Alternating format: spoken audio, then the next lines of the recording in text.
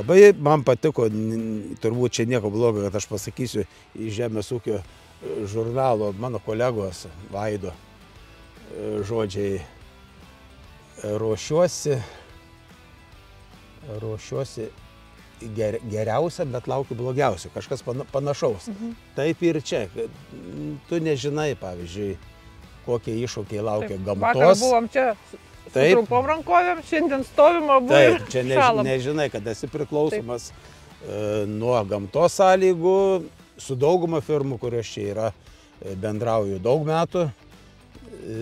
Taip pat ir sužinojome apie naujas veisles ir kaip sako, nu, žodžiu daug.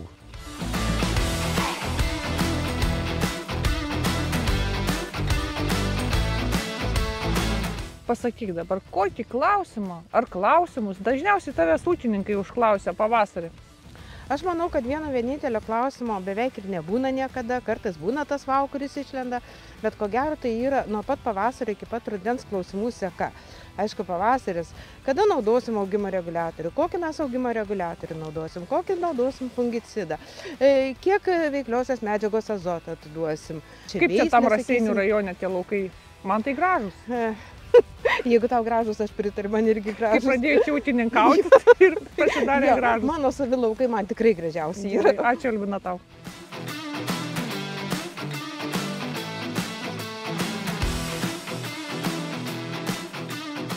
Fuzilat Forte. Teisingai. Ir iš tikrųjų... Išlaikė egzaminą. Ir iš tikrųjų, papildysiu tave praeitų metų rezultatais. Turėjom, kur buvo panaudotas vienkartinis granulimicidų purškimas būtent prieš miežių pabiras. Buvo derliaus gautas 3 tonos iš hektaro žieminio rapso. Taip. Kur nebuvo naudota iš vis granulimicidų, buvo nepilnai 1,5 tonos. Iš tikrųjų, na, svarus ir labai svarbus momentas. Neapsimoka už visas chemijas, ar ne? Absoliučiai neapsimoka net auginti, jeigu pabirų nenaikini. Dar papildant truputėlį bandymų rezultatais, lyginom vienkartinį purškimą, kai pasėjom rapsus, laukiam maksimaliai sudygusių javų pabirų, tai jos jau pasiekia maždaug krūmijimosi fazę ir atliekam vienkartinį purškimą. Ar tai su Fuzilat Forte, ar su kitais granulimicidais rinkoje esančiais, taip. Ir lyginom naudojant per 2 kartus. Taip, taip.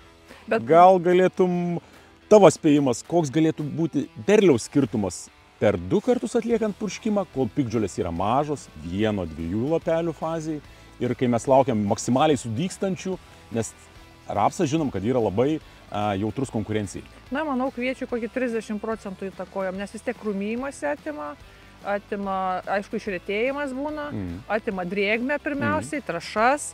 Tai skaičiuojant taip, nuo ko prasidėjo, gal net gali nebepasakyti, nuo ko? Ne, galiu pasakyti, užvesti tave ant kelio. Praeitų metų rezultatais gavom derliaus skirtumą 7-8%, kas tai sudarė maždaug 200 kg.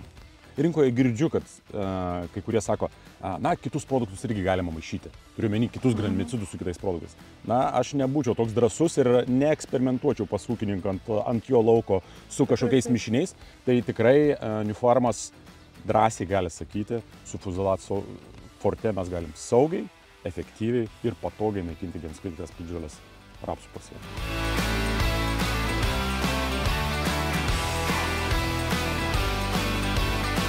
Na, Ryti, tai dabar paklausiu tavęs. Tai kokius klausimus dažniausiai užduoda tau ūkininkai? Telefonu. Dažniausiai kokius klausimus, kalbant apie mūsų fungicidą Verben, tai dažniausiai turbūt sutinkami klausimai yra kada, kokia norma ir kokias lygas kontroliuoja. Tai iš principo tai yra pagrindiniai klausimai, kuriais mes diskutuojam su ūkininkais, ir vėlgi labai yra smagu, kad Verbenas vis daugiau atranda sakykime, produktas. Gerbėjų. Ne tai, kad gerbėjų, bet jau sakykime, naudotojų tokių tvirtų. Ir yra tų, kurie jau ne pirmus metus jį naudoja ir iš principo jie supranta, kad ten, kur laukas yra aceliuotas, jie skambina pasitarti dėl normos, bet tą reikia žinoti, kad kur kviečiai yra aceliuoti, dėkite didesnę normą registruotą, tai yra litrą.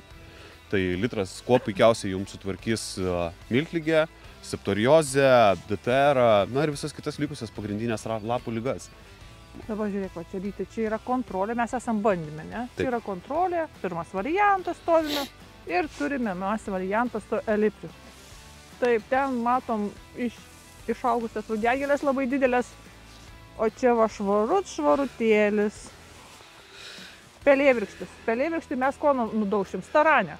3-3-3 staranę. Na, tikrai taip, šiaip iš tikrųjų, tai lyginant su kontrolė efektyvumas yra labai geras ir tą, ką aš ir minėjau, kad tikrai džiaugiuosi efektyvumu ir iš principo Elipris susitvarkė su savo užduotim maksimaliai gerai.